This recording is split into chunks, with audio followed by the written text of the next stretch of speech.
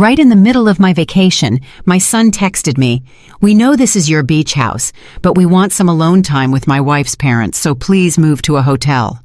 I replied, "Understood." And then I made my final move. What happened an hour later made my in-laws beg my son to divorce their daughter. Dear listeners, before we begin this difficult story, I want to ask you a favor. If my story resonates with your heart, please like this video and subscribe to the channel, and write in the comments which city or state you are listening from.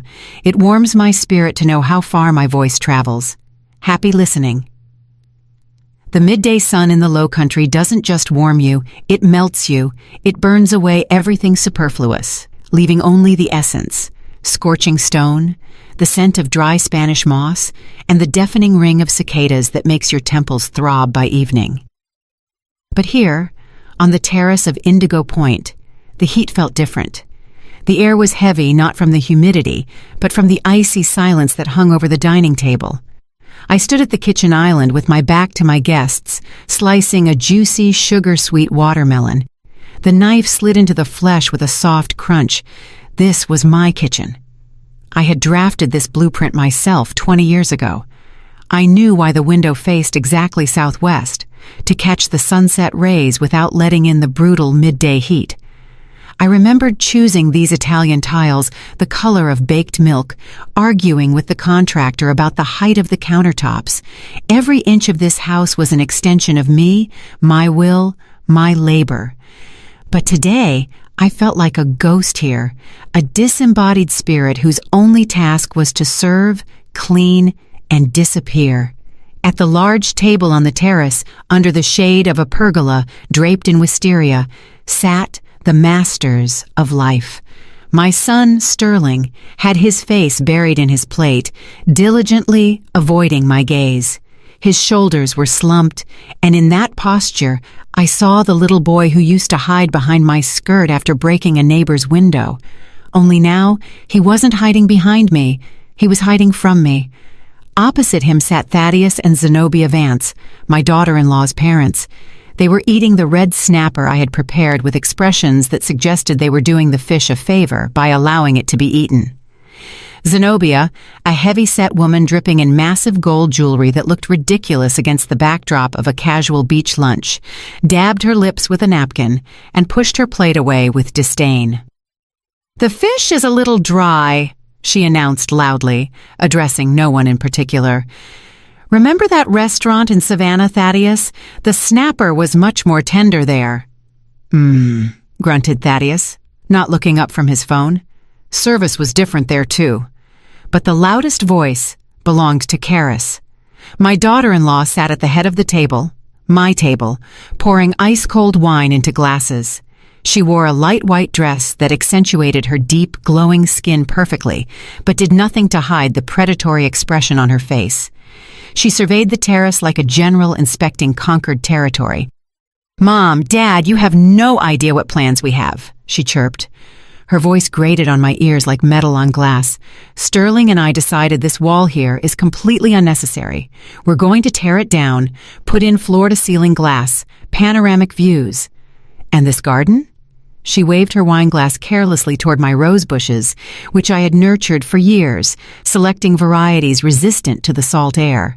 "Too old-fashioned. All these bushes and flower beds. We need minimalism. Concrete, glass, manicured lawn. Right, Sterling?" Sterling flinched and nodded hurriedly, stuffing a piece of bread into his mouth. "Yes, babe, whatever you say." I froze with the platter of watermelon. Inside, somewhere near my solar plexus, a cold lump formed. They were discussing the destruction of my labor as if I weren't there, as if I were part of the decor, an outdated piece of furniture soon to be hauled to the dump. "Ms. Eulalia?" Karis's voice cracked like a whip. "We're out of wine. Bring another bottle from the fridge, and more ice. This ice has melted." She didn't even turn her head. She just snapped her fingers in the air. The Vances exchanged glances with a slight, barely noticeable smirk. In their world, there were only two types of people: those who are served and those who serve. To them, I, the owner of a villa worth a fortune, was just a squatter, A poor relative allowed to stay out of charity in exchange for kitchen duties. I exhaled slowly, counting to 3. Anger is a bad advisor. Anger is an emotion, and emotions destroy structure. As an architect, I knew that if a foundation cracks, you can't just plaster over it. But right now, I had to save face for the sake of my son, for the sake of the fragile peace I thought I was obligated to maintain. "I'll bring it right out," I said quietly. My voice was steady, no tremor. I placed the watermelon on the table, took the empty bottle, and retreated into the cool of the house.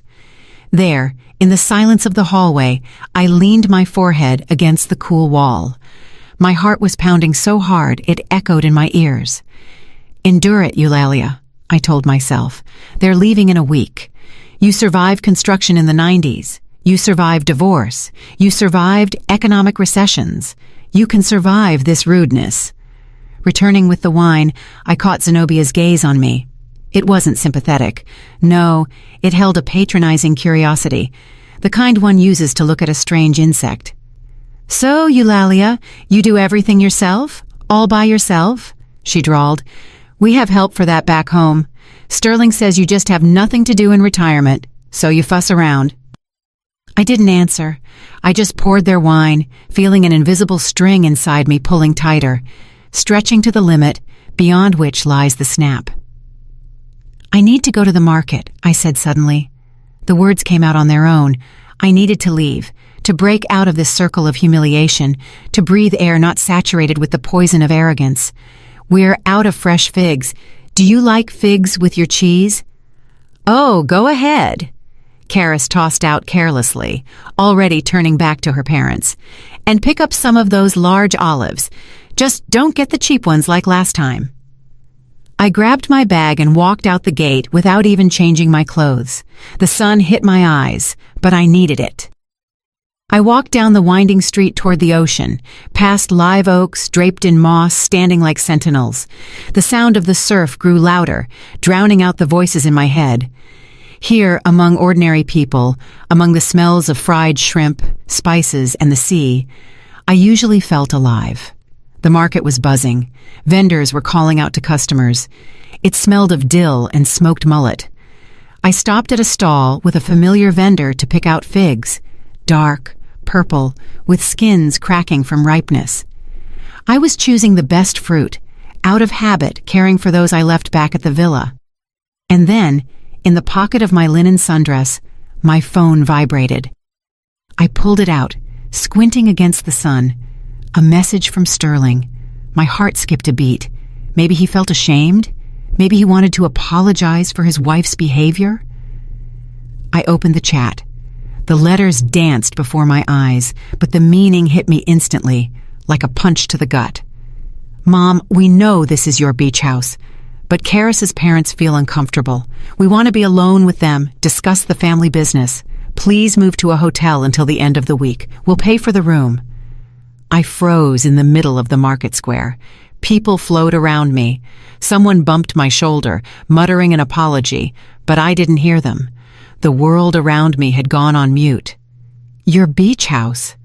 That's what he called my home, my sanctuary. Uncomfortable. In my own house. Move to a hotel. I reread the message, and again. The tears that had been rising to my throat for the last 2 hours suddenly vanished, evaporated like a drop of water on a hot iron. Instead of resentment, instead of the bitterness of an abandoned mother, something else arrived. A cold, crystal-clear understanding. I saw the structure of their lies. I saw the rot in the load-bearing pillars of our relationship. For years, I had closed my eyes to the cracks, patched them with my love, my money, my patience. But now the building had collapsed, and I had no intention of standing in the ruins. They want to be alone. They want to discuss family business in my house after kicking me out the door. Well then, I didn't call and scream. I didn't write long tirades about conscience and gratitude. I felt like a surgeon picking up a scalpel to cut out gangrene. I typed one word, understood, and pressed send. Then I closed the chat with my son. I didn't open a hotel booking app. I opened my contacts list and scrolled down to a name I hadn't dialed in 3 years, but kept just in case. Desmond, luxury real estate. The ringtone started immediately. I stood in the middle of the market, clutching a bag of figs in one hand that they were destined never to taste, and in the other, the phone that had become my detonator. "Hello, Ms. Eulalia." The voice on the line was surprised. "To what do I owe the pleasure? Haven't heard from you in ages." "Hello, Desmond," I said. My voice was as hard as the granite foundation of my house. "Are you still looking for buyers for prime waterfront property?" "Always, Eulalia, always. Why, is one of the neighbors selling?" "No," I answered, looking at the sparkling sea in the distance. "I am selling." "Indigo Point? You're joking." "Indigo Point, and I need a buyer today, right now." I threw the bag of figs into the nearest trash can. The sweet fruits hit the bottom with a dull thud, and that sound became the period at the end of my past life. I turned and walked away from the market, not toward home, but toward the waterfront, where behind glass walls like an aquarium, Desmond sat in his office. The realtor's office greeted me with the chill of air conditioning and the smell of expensive coffee. Desmond, a heavy-set man with a sly squint and a graying goatee, jumped up from his desk as soon as I crossed the threshold. He had known me a long time. He remembered how I fought the zoning board for every foot of land for Indigo Point, how I clawed out the permits for utilities. He knew the value of my word. "Eulalia." He swept his gaze over me, reading the confusion.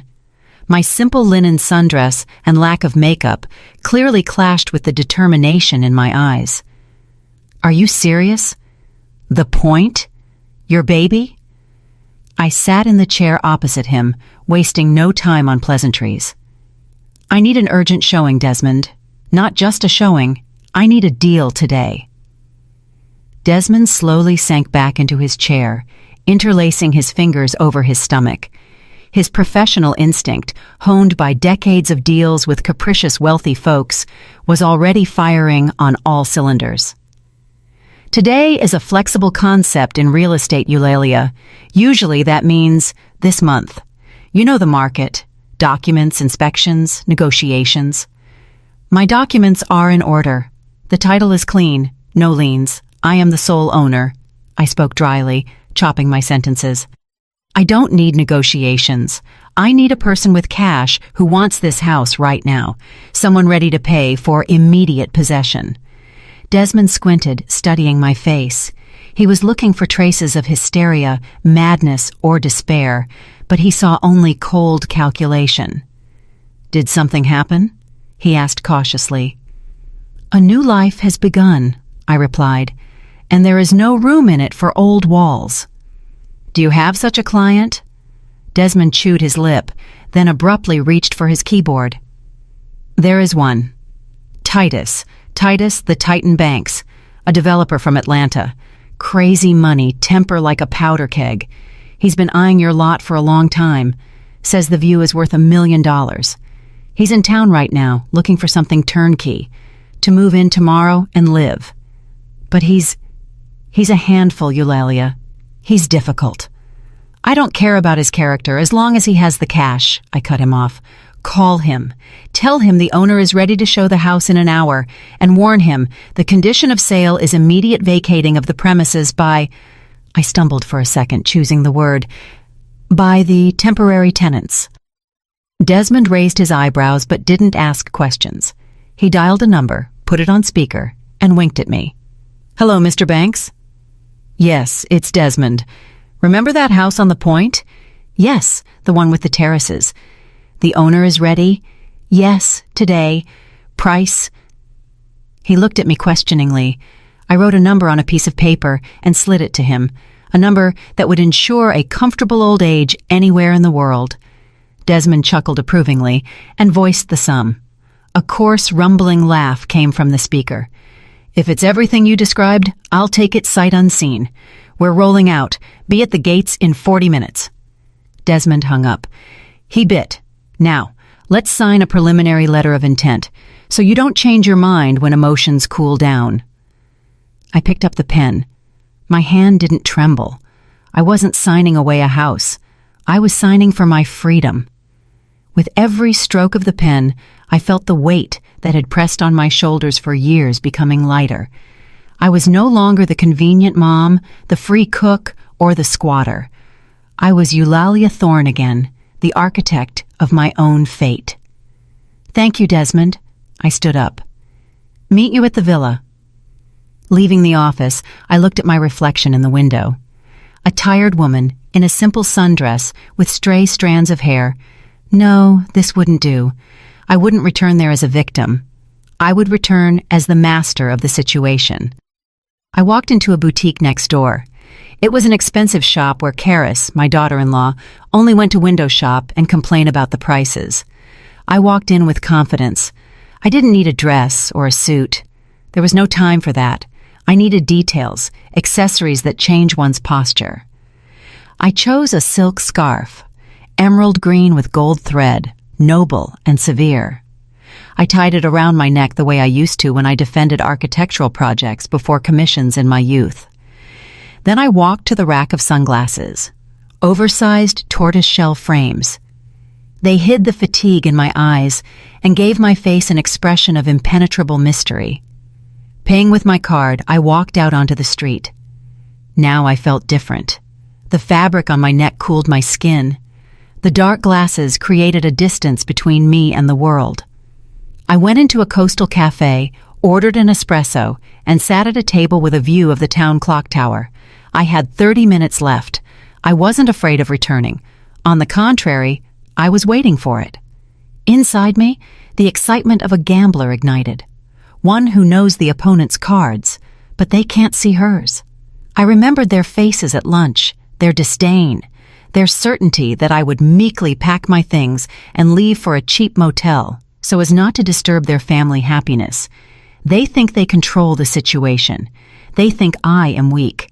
They are mistaken. I took out my phone. I needed to make one more move. Small, but important. A warning shot before the cannonade. I opened my banking app, found the statement showing my pension deposits and the complete absence of any transfers from my son for the past 3 years. Then I opened a folder of documents in the cloud, a scan of the property deed, date of issue, 2003, owner's name, Eulalia Thorne. I saved this file into a separate archive and password protected it. Then I opened my Messenger app and found the contact The Vances. I had never texted them. I had the number just in case. I attached the file and added a caption. "A gift for the family. I'll give you the password when we meet. Send." The message went through. 2 check marks lit up instantly. I imagined Thaddeus and Zenobia's phones pinging simultaneously there, on my terrace. They would probably be surprised, frown, decide I sent them some silly recipe or photos of grandchildren that don't exist yet. They wouldn't be able to open the file now. But the seed of curiosity was planted, and when the time came, it would sprout into a storm. The phone vibrated again. It was Desmond. "Titan is on site. We're moving out. Be there in 15 minutes. I finished my coffee in one gulp. The bitterness on my tongue tasted sweet to me. I stood up, adjusted my glasses, and headed to the taxi stand. It was time to go home. For the last time, not as a servant, but as the sword of justice. The taxi sped me up the winding road toward Indigo Point. I watched the pines and the sea flashing by the window, the sea that had given me peace for so many years. Today, it would witness my triumph or my ruin. But I knew one thing. The old Eulalia was gone. She stayed back at the market with the crushed figs. The car stopped at the gates. I saw a massive black SUV already parked there. Titus Banks's car. Desmond stood nearby, glancing nervously at his watch. Titus himself, a mountain of a man in a sand-colored linen suit, was talking loudly on his phone, pacing along the fence. I got out of the taxi. Desmond noticed me and exhaled with relief. Titus interrupted his conversation and stared at me. I approached them without taking off my glasses. "Good afternoon, gentlemen," I said. "Apologies for the delay, Ms. Eulalia." Titus grunted, sizing me up. "Desmond told me you were a sweet little old lady, but here I see a boss. I like it. Businesslike. Time is money, Mr. Banks, I replied, opening the gate with my key. Please, the tour will be short. We entered the courtyard. From the depths of the garden, from the direction of the terrace, came the clinking of glasses and Karis's loud laughter. They were celebrating. They were drinking my wine, sitting in my house, confident they had kicked me out. I turned to the men. I have one condition before we go in, I said quietly. Titus frowned. Which is? There are unauthorized persons in the house right now. They don't know about the sale, and they believe they have a right to be there. I need you to play along. You are not just a buyer, you are the new owner who tolerates no objections. Titus spread into a wide, predatory grin. His eyes lit up with amusement. Kicking out squatters? I love that even more than buying houses. Lead the way, Ms. Eulalia. Let's put on a show. We moved down the walkway toward the house. The laughter on the terrace grew louder. I heard Sterling's voice, relaxed and content. Yes, Dad, great toast. To us. I stepped onto the terrace stairs. Titus and Desmond followed me like two bodyguards. The show begins. I threw open the glass terrace doors, and the festive hum died instantly, as if someone had pulled the plug. Sterling froze, with his glass raised. His mouth opened in absurd surprise. Karis, who was sitting on her husband's lap, slowly slid onto her own chair. Her eyes narrowed. The Vances, Thaddeus and Zenobia, froze with forks in their hands, looking at me as if a stray dog had burst into their banquet. But I didn't look like a stray dog. I stood straight in dark glasses and a silk scarf, and behind me loomed two men in expensive suits. Mom? Sterling recovered first. His voice trembled. Mom, you came back. We had an agreement. Karis immediately seized the initiative. She jumped up, straightened her dress, and pasted on that fake, sugary smile she used for inconvenient relatives. Ms. Eulalia, she chirped, stepping forward and trying to block the view of the table with the half-eaten delicacies. You must have forgotten something. Suitcase, passport. We thought you were checking into the hotel already.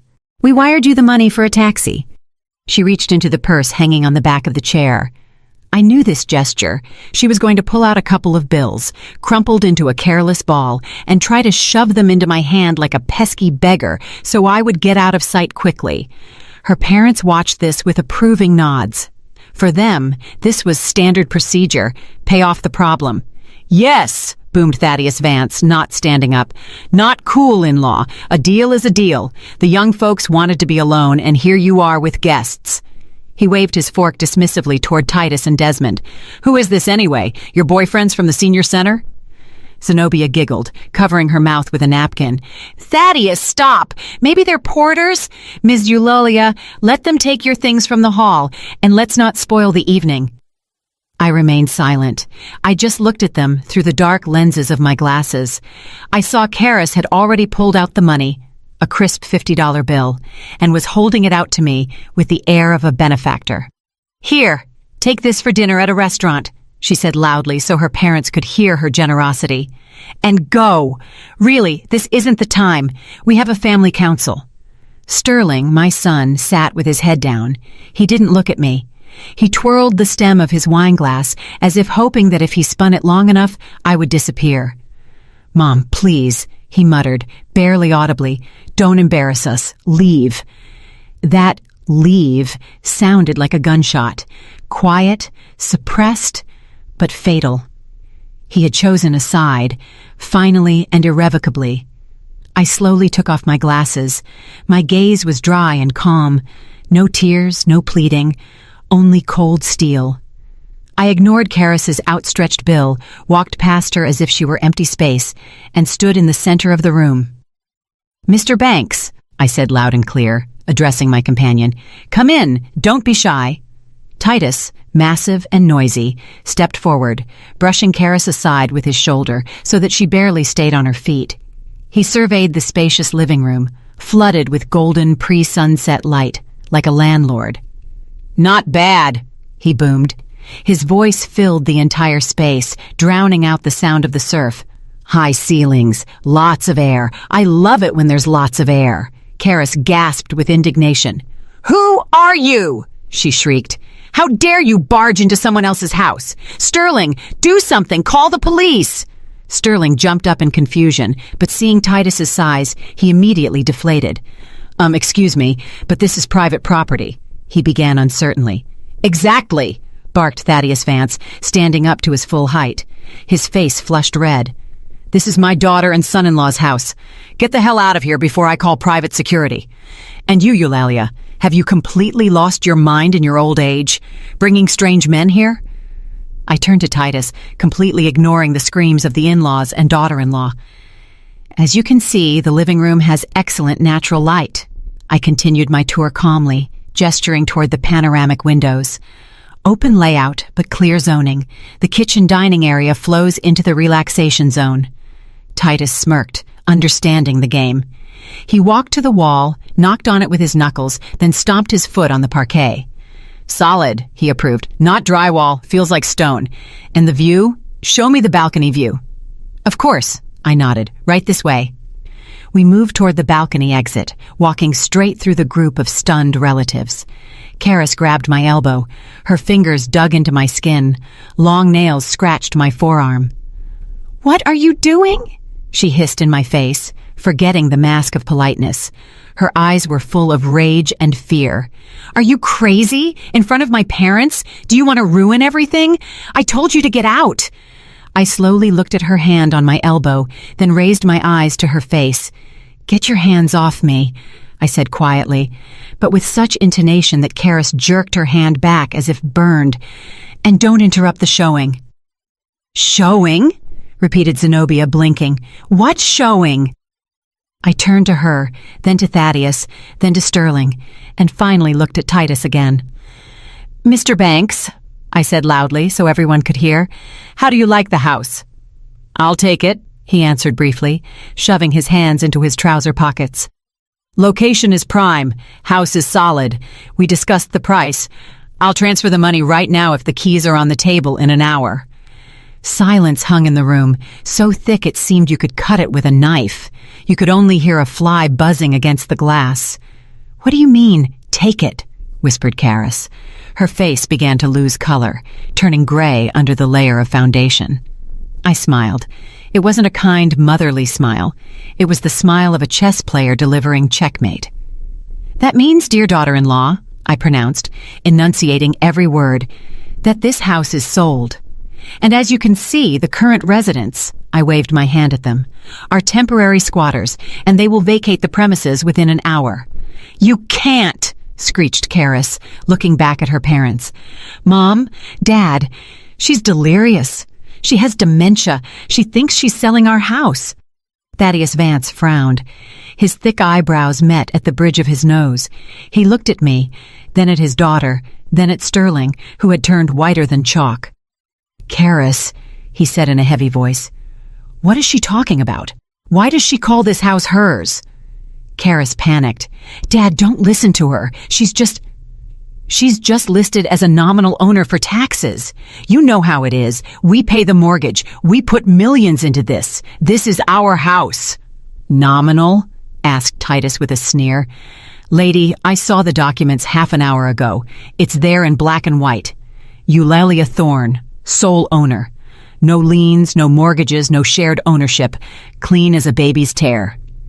Karis opened her mouth to object, but no sound came out. She frantically searched for a new lie, but the web she had been weaving for years began to tear under the weight of the truth. I walked to the coffee table where an ice bucket with champagne stood. Next to it lay my folder, which I had brought from Desmond's office. I opened it, took out the original property deed, thick paper with watermarks and an official seal, and placed it right under Thaddeus Vance's nose. Read it, Thaddeus, I said. You're a man of the old school. You trust documents more than words. Thaddeus slowly, as if reluctantly, picked up the paper. His hands, large working hands of a man who built his own business, trembled slightly. He put on the glasses hanging on a chain around his neck, read, raised his eyes to his daughter, then looked at the paper again. Thorne, he read aloud. Basis, land purchase agreement from 2001, certificate of occupancy for residential home from 2005. He lowered the paper. It became very cold in the room despite the heat. Karis. Thaddeus's voice was quiet, but that made it even more terrifying. You told us that you and Sterling bought this house 3 years ago. You said you took out a huge loan. You cried and asked for help with the down payment. Dad, Karis backed away. We sent you money every month, Thaddeus continued, and his voice began to gain strength like an avalanche. $5,000 every month for 3 years to pay off the mortgage. I stood silently. I didn't need to add anything. The truth was doing its own work, destroying their illusory world. Where is the mortgage, Karis? Roared Thaddeus, slamming his palm on the table so hard the glasses jumped. Where is the loan? If the house was built 20 years ago and belongs to his mother? I looked at Sterling. He covered his face with his hands. Mom, there is no mortgage, I said quietly, looking straight into Zenobia's eyes. I built this house with my own money. I never asked you for a penny. I never received $1 from you. The silence exploded. Thaddeus Vance slowly turned purple. The color rose from his neck to his face like mercury in a thermometer, predicting an explosion. He shifted his gaze from the document to his daughter, and then to his son-in-law, who was still hiding his face in his hands. 5,000, he wheezed. Every month, 3 years. That's $180,000. Where is that money, Karis? Karis, cornered, tried to counterattack. It was her usual tactic. The best defense is offense. Dad, you don't understand, she screamed. Her voice broke into a squeal. The house needed investments, renovations. We did renovations. Did you see these tiles, these windows? All this costs money. We changed the plumbing, the roof. I couldn't hold back and chuckled. A short, dry laugh escaped on its own. Renovations? I repeated, walking to the wall and running my palm over the textured plaster. Karis, this plaster was applied in 2010, hand-finished Italian style. It is in perfect condition because I take care of it. The floor tiles, vintage 2008 collection. I installed the windows 5 years ago, before your marriage. There were no renovations here. Not a single nail was driven with your money. You're lying! Shrieked Karis, pointing a finger with a perfect manicure at me. You're just an old miser! Silence! Roared Thaddeus, shaking the chandelier. He stepped toward his daughter, looming over her like a cliff. Don't you dare insult the woman in whose house you live and lie to our faces. Renovations, you say? Plumbing? I'm a builder, Karis. I see when a house has been renovated and when it stands untouched for 10 years. You took us for idiots. Zenobia, who had been silent in shock until now, suddenly sobbed and clutched her heart. Karis, baby, how could you? We saved up from Dad's retirement fund. We thought you were struggling. Sterling finally took his hands off his face. He was pale as a sheet. I didn't know, he whispered, looking at his father-in-law with horror. Mr. Vance, I swear, I didn't know about the money. Karis said you were just helping with groceries, lifestyle stuff. I didn't know the amounts. I thought they were gifts. Gifts! Roared Thaddeus. Gifts the size of a top executive's salary? Are you a man or what? You don't see where your wife gets new furs, cars, trips to Tulum while you sit at your college as a junior associate? You thought it all falls from the sky? Sterling shrank. He really was blind, or wanted to be blind. It was convenient for him not to ask questions, convenient to live in comfort created by his wife, and not think about where the funds came from. He betrayed me with his silence and inaction. But now I saw that he wasn't an accomplice to the theft, but just a tool in Karis's hands, like her parents, a stupid, weak tool. All right, family drama is fascinating and all, Titus's loud voice cut through the tension. He stood leaning against the doorframe, watching the scene with interest, chewing on a toothpick. But for me, time is money. I assume the deal is still on, or do I call my guys to help with the eviction? I have a demolition crew on standby, wanted to break down a wall tomorrow morning. The words about demolition had a sobering effect on the Vances. They suddenly realized the reality of what was happening. They were in a stranger's house that had just been sold, and the new owner wasn't a man you argued with. Demolition? Repeated Zenobia, looking at Titus with horror. Tomorrow? But where will we go? Our flight isn't for 3 days. Not my problem, ma'am. Titus spread his hands. The Hyatt downtown, deluxe suites, ocean view. Everything you like. Need me to call a cab? Thaddeus heavily sat down at the table. All his arrogance, all his haughtiness vanished. Before us sat a tired, deceived old man who had just realized he raised a monster. Ms. Eulalia, he addressed me by name for the first time with respect, not disdain. Forgive us. We were misled. You thought I was a poor relative living off your successful daughter? I finished for him harshly. You thought you were feeding me, not me providing you shelter. You allowed yourselves to humiliate me in my own home because you believed that he who pays the piper calls the tune. But you weren't paying me. You were paying for lies. Thaddeus nodded, acknowledging every word. He had nothing to object to. You are right. We are at fault. We will pack our things right now. Dad, Karis rushed to him, grabbing his arm. Are you giving up? Will you let her kick us out? This is just a performance. She's bluffing. She didn't sell anything to anyone. She turned to me. Her eyes burned with a feverish glint. You won't sell this house. You wouldn't dare. This is Sterling's inheritance. You are obligated to leave it to him. Obligated. I walked up to her closely. I was obligated to raise a son. I did that. I was obligated to give him an education. I did that. But I am not obligated to sponsor his spinelessness and your greed. This house is my pension fund, Karis, and I just cashed it out. Desmond. I nodded to the realtor. Get the sales contract. Mr. Banks, let's sign right here on the table, while the guests are packing. Desmond, who had stood as a silent shadow all this time, quickly took a folder out of his briefcase and laid the papers on the table, pushing aside a plate of half-eaten fish. Pen, here. He handed an expensive fountain pen to Titus. Titus walked to the table, scanned the text, grunted, and signed with a flourish. Done. Money sent. Check the account, Ms. Eulalia. My phone pinged. I took it out. A notification from the bank. A sum with 6 zeros. Money received, I said, showing the screen to Karis. Now this house is officially not mine, and certainly not yours. You have 45 minutes to vacate the premises. Time starts now. Karis stood staring at the phone screen like she was hypnotized. Her world was collapsing, not just a house by the sea. The scheme was collapsing, the source of income, the status. No, she whispered. No, it can't be. And then Sterling did something I didn't expect from him. He stood up, walked over to Karis, and grabbed her by the shoulders. Karis, he said, where is my parents' money? She jerked, trying to break free. Get off! Not now! Can't you see we're being kicked out? Screw the house! Sterling shouted. For the first time in his life, he raised his voice at his wife. Where is the 180 grand? What did you spend it on? On us, she shrieked. On your car? On your clothes so you wouldn't look like a bum next to my friends. So we could live like people. My car is financed, yelled Sterling. I pay for it from my paycheck. You said you only chipped in for the down payment. And the rest? Restaurants, clothes, your endless personal growth retreats in Dubai, Thaddeus interjected.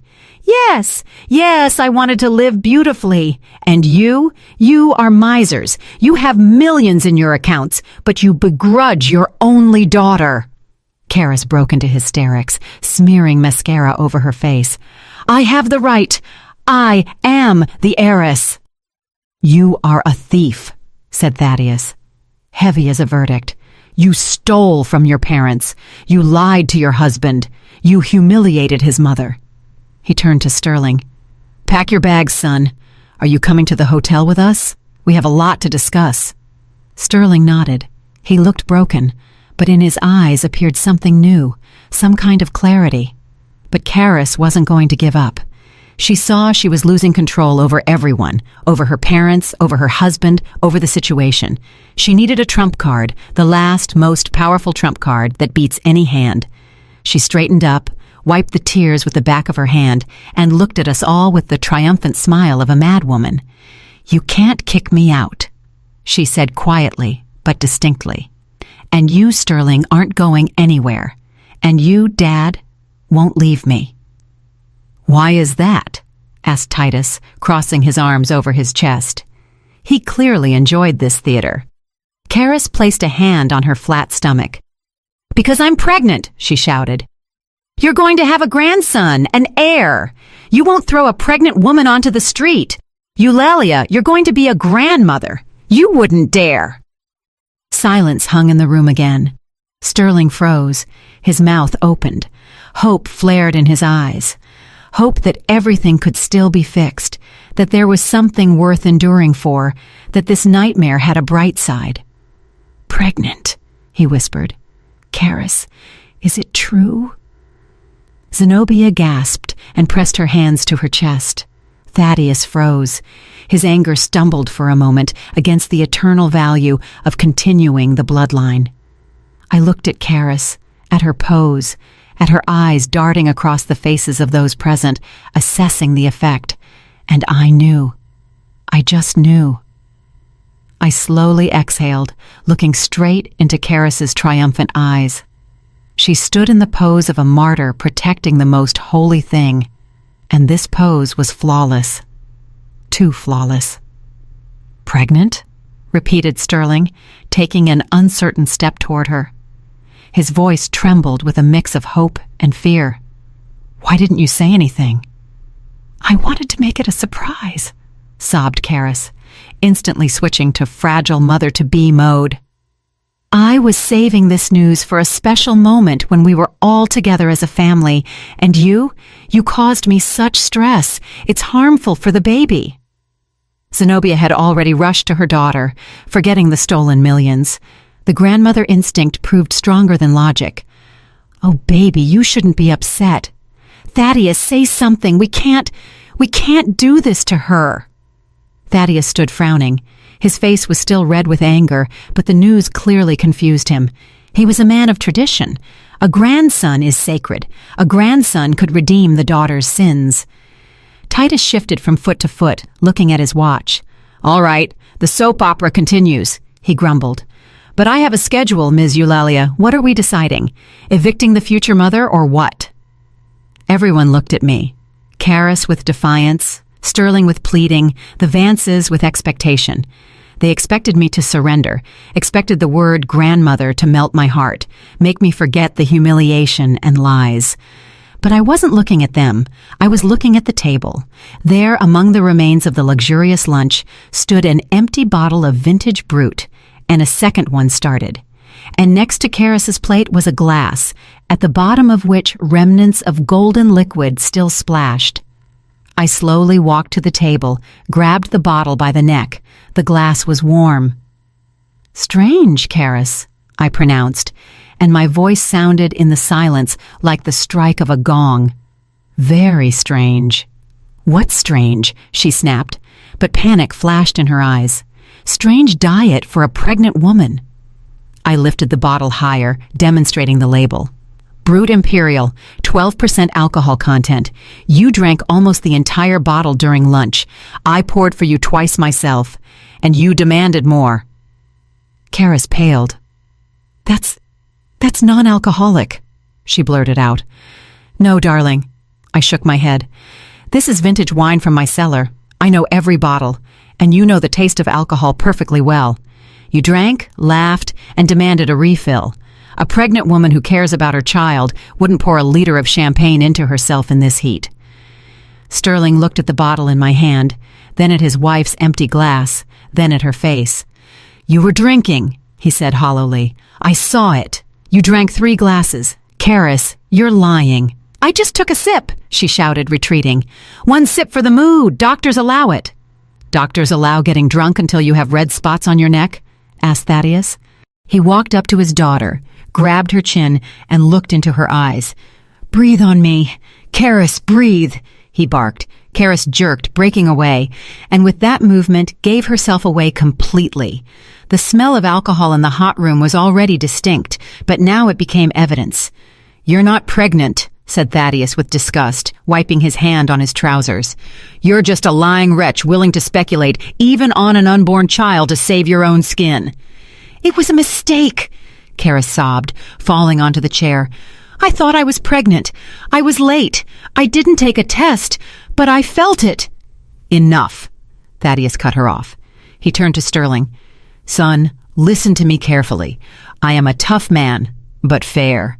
This woman, he pointed at the sobbing daughter, is sick with greed and lies. She stole from us. She humiliated your mother.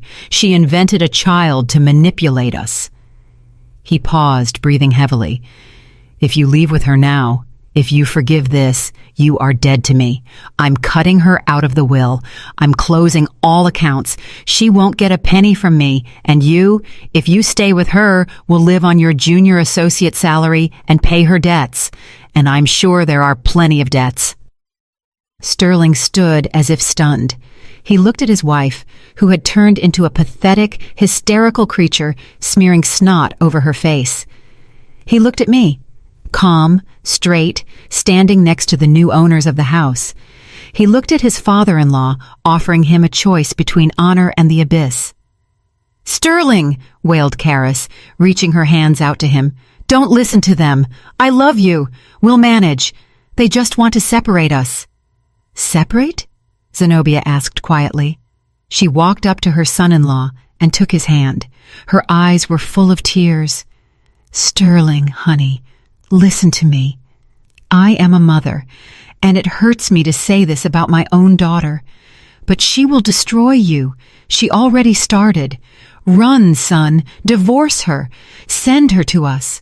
We'll deal with her ourselves. Rehab or a convent? I don't know, but save yourself."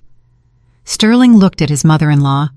In her eyes was such sincere pain and fear for him that his last defense crumbled. He slowly freed his hand from Karis's grip, who had managed to latch onto his sleeve.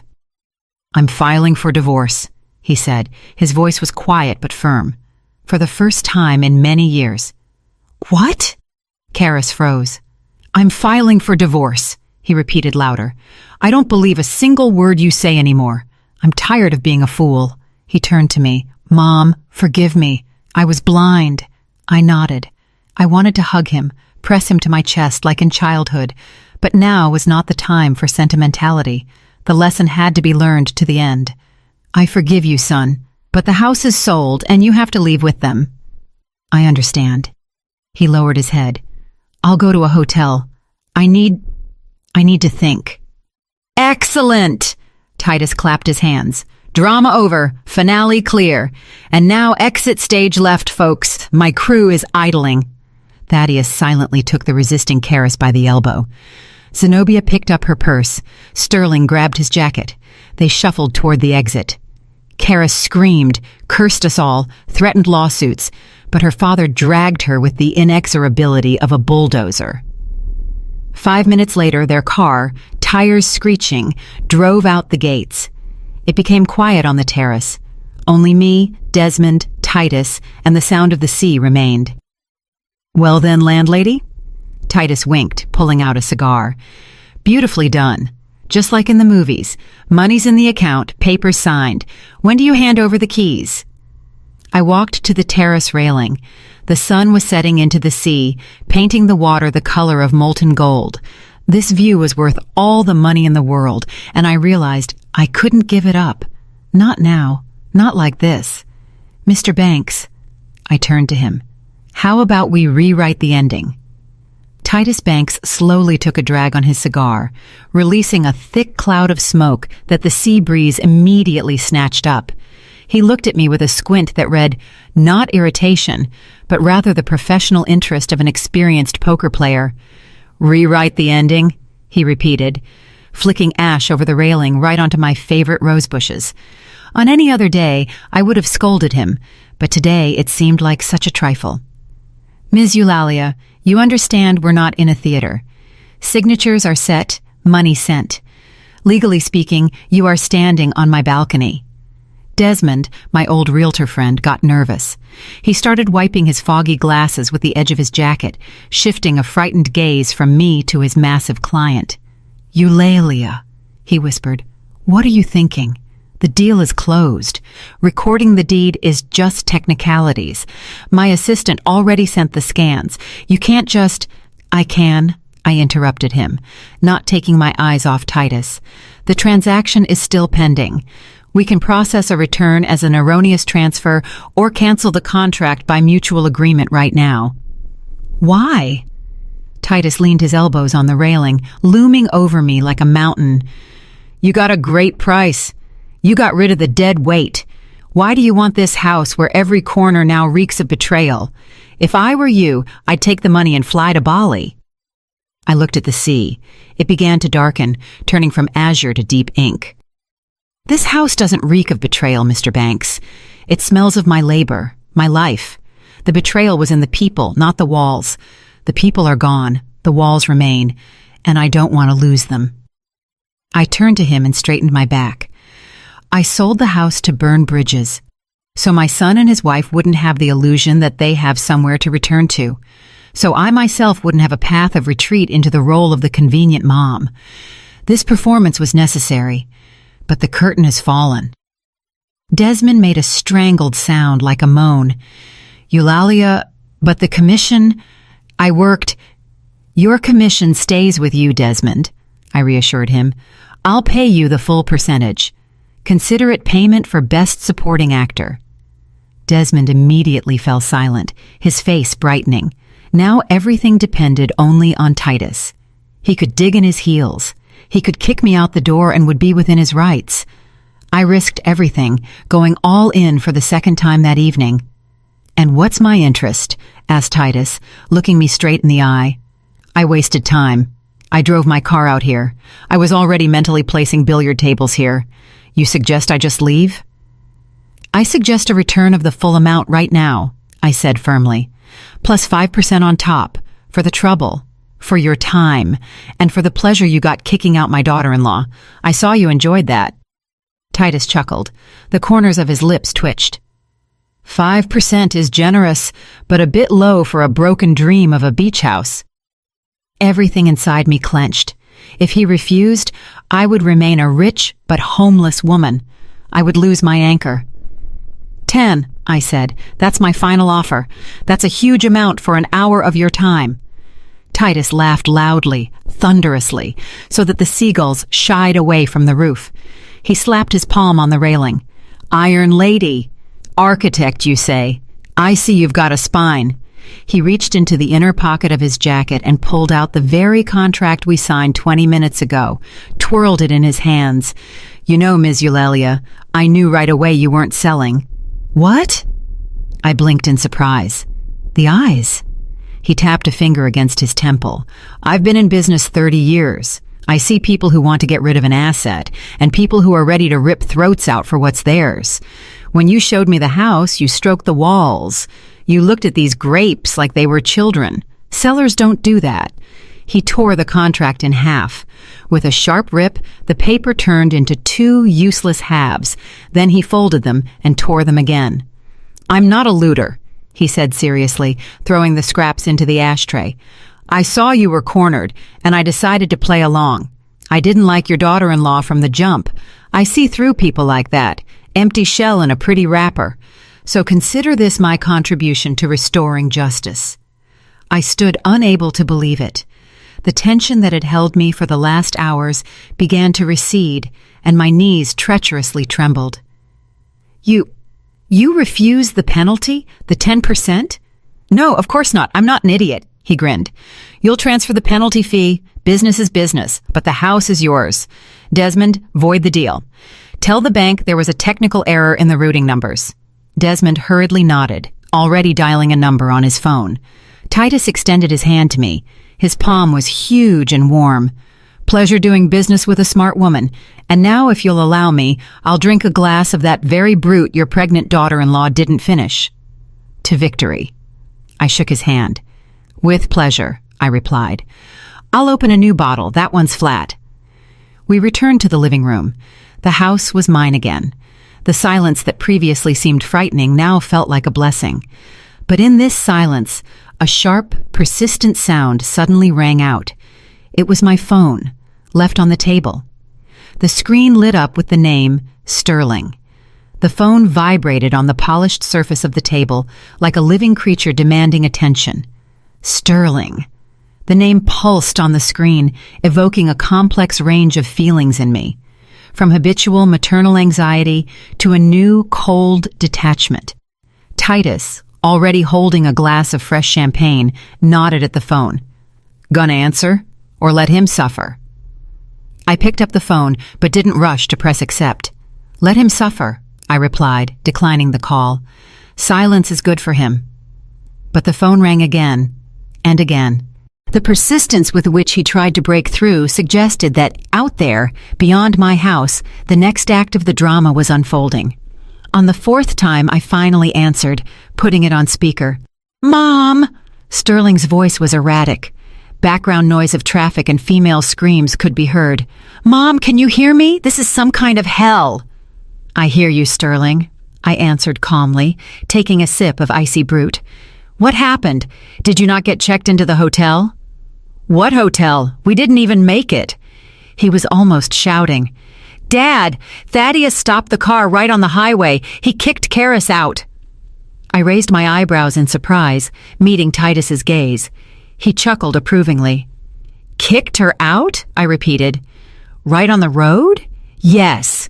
They were fighting the whole way. Karis was screaming that they had no right, that she would sue them for all the money. She insulted Zenobia, called her an old fool who understands nothing about life.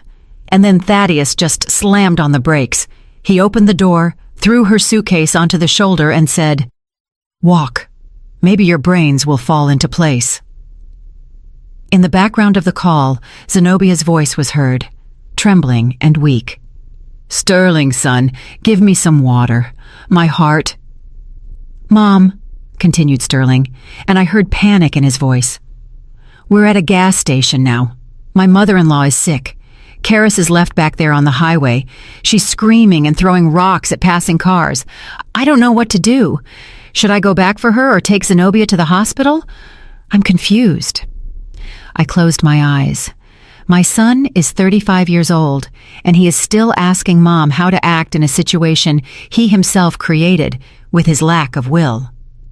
Sterling, I said harshly, listen to me carefully. You call an ambulance for Zenobia right now if she is truly unwell. You stay with the parents who became victims of your wife. And Karis? Karis is a grown woman. She has a phone. She has money for a taxi. The very money she stole from her parents. She'll make it. But she's my wife, he muttered pitifully. She is a criminal, Sterling, I cut him off. And if you go back for her now, you become an accomplice. You make a choice in favor of lies. Is that what you want? A pause hung. I heard his heavy breathing, heard him fighting the habit of being convenient, being good for everyone. No, he finally exhaled. No, I won't go back. I'm going with the Vances. We're going to the police station. Thaddeus wants to file a fraud report. Right decision, I said. Hang in there, son. It's going to be a long night. Mom, what about you? His voice trembled. Can I come to you later? When it's all over? I have nowhere to go. The apartment in the city. Turns out it's a rental, too. Karis lied that it was her property from before marriage. I looked at my living room, at the empty chairs where people who considered me a nobody sat an hour ago. At Titus, who was examining a painting on the wall with interest. At Desmond, who was finishing his coffee. My house had just returned to me. It was clean. It was my sanctuary. And I wasn't ready to let in the chaos that still hung on my son's shoulders. No, Sterling, I said gently but firmly. You can't come to me. Why? He was taken aback.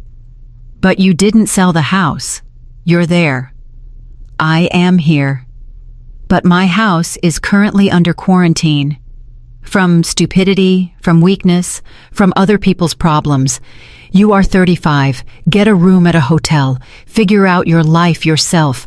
Without Mom's advice, without Mom's soup, and without Mom's roof over your head. Only then will you become a man. Mom, you're abandoning me? I'm letting you go, I corrected. Those are different things. Call me in a month when you have a divorce decree in hand and a plan for how to live on. Goodbye for now. I pressed end call before he could reply. My hand with the phone dropped. Inside was empty, but it was a clean, ringing emptiness, like in a freshly cleaned room. Titus slowly clapped his hands. "Bravo," he said without a shadow of irony. "That was stronger than selling the house, refusing your own son when he's on his knees. That takes nerves of steel."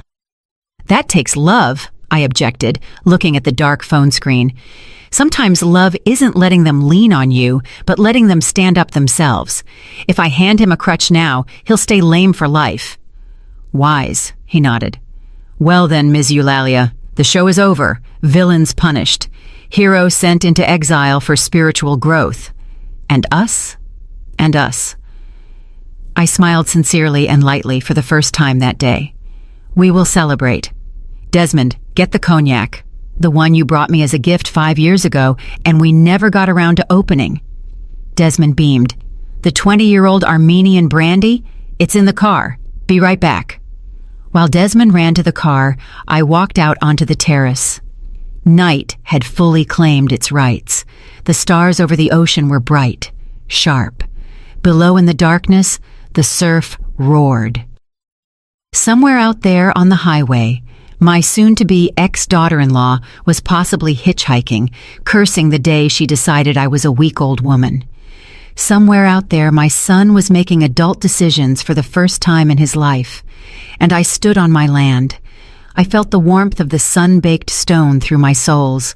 I inhaled the scent of night flowers. I was alone, and I was free. But the story wasn't quite over. There was one nuance, a small detail I hadn't told even Titus. When I sent that file to the Vances, the scan of the deed, I attached another document to it. Karis's bank statement, the very one I managed to get through old connections in the banking sector a week ago when I first started suspecting something was wrong. I knew about the money for a long time. I was just waiting. I was giving them a chance. And now, when Thaddeus Vance, sitting in the police station, finally opens that file, entering the password I'm about to send him, he will see not just sums. He will see the recipients of transfers. And one name there will surprise him. A lover? No, of course not. The word lover wasn't in the statement. There was the name of a fitness trainer to whom Karis transferred $2,000 weekly with the note, supplements. But the name wasn't random. I took out my phone and typed a message to Thaddeus. Password for archive, 1988. Your daughter's birth year. Look at the last pages. There are transfers to a certain Tremaine Washington. I think you'll be interested to know who that is. Send. Now the finale was truly irreversible. I returned to the living room where Desmond was already pouring the amber liquid into snifters. "To a new life," proclaimed Titus. "To freedom," I answered, clinking glasses. And then my phone pinged again. But it wasn't Sterling and it wasn't Thaddeus. It was a notification from a travel app. "Price for tickets to Rome dropped. Are you still interested?" I looked at the screen. Rome. My dream. The city I studied in architecture textbooks, but never saw in person because I always had to help someone, save someone, build something. I raised my eyes to my guests. "Gentlemen," I said, "do you know it's artichoke season right now?" Titus laughed. "Ms. Eulalia, you never cease to surprise. You going?" "I'm going," I said decisively. "Tomorrow." But I didn't know that tomorrow morning would bring me one more surprise, a surprise that would make me delay for another couple of hours, because someone I didn't expect to see at all would appear at the gates of my house. Morning met me not with birdsong, but with insistent knocking at the gate. I set aside the cup of coffee I was drinking on the terrace, already packed with a small suitcase at my feet. The ticket to Rome was bought for the evening flight. Taxi ordered for noon. I wasn't expecting anyone. I walked to the gate, adjusting my sunglasses. Behind the wrought iron stood not Sterling, not Karis, and not even the police. There stood a courier with a huge basket of white roses, and behind him, leaning against the hood of his SUV, stood Titus. I opened the gate. "Mr. Banks?" I was surprised. "Did you forget your jacket yesterday?" "No, Ms. Eulalia." He smiled, taking off his dark glasses. "I didn't come for things. I came with a proposal." He nodded to the courier. The man carried the basket into the yard and placed it at my feet. A white envelope lay among the flowers. "This is for you," said Titus. "Last night, it got to me. You rarely meet a woman with such character and such a taste for life." I raised a brow questioningly. "And what is in the envelope? Another sales contract?" "No, it's a management contract." He stepped closer. "I thought, you're leaving for Italy. The house will be empty, and I fell in love with this place, and your garden. I propose a deal. I rent Indigo Point from you for the whole summer for very good money, but with one condition." "Which is?" "You allow me to sometimes send you photos of the roses so you can consult me on how not to kill them. I'm a total zero in gardening, and it's a pity to ruin such beauty." I laughed. There was so much lightness in that laugh, as much as I hadn't felt in years. "Do you know how to make offers that are hard to refuse, Mr. Banks? And also," he lowered his voice, "I can keep an eye on the house so that no relatives think of coming back. My security is very persuasive." It was the perfect option. The house would be looked after, flowers watered, and I would get extra funds for travel and a guarantee of security. "I agree." I extended my hand to him. An hour later, I was already sitting in a taxi. Titus remained at the villa, the new temporary master who would water my roses and scare away the ghosts of the past. I looked at the receding house, at the sparkling sea. The phone in my bag pinged. I took it out. A message from Sterling. "Mom, I filed the report. Karis was detained for disorderly conduct on the highway, and then the stuff about the loans came out. It's bad. Karis's dad is furious. I rented a room, looking for a job. Forgive me. I'll handle it." I smiled and typed a reply. "I believe in you. You'll handle it. See you in a month. I'll bring you an Italian tie. Love you." Then I opened settings and pressed block on Karis's number. Forever. I leaned back in the seat, inhaled the smell of the leather interior, and looked at the road running into the distance. Ahead was the airport. Ahead was Rome. Ahead was a life that belonged only to me. I closed my eyes, and for the first time in many years, heard not the noise of others' demands, but the music of my own soul. The silence was magnificent. Did you like the story, and which city are you listening from? Let's meet in the comments. If you like the story, you can support me by sending a super thanks so I can keep bringing more stories like this. Thank you so much for your sweet support. I'm looking forward to your comments on the story. On the screen, you can see 2 new life stories that I highly recommend. There's so much more on my channel. Don't forget to subscribe. See you in the next life story with love and respect.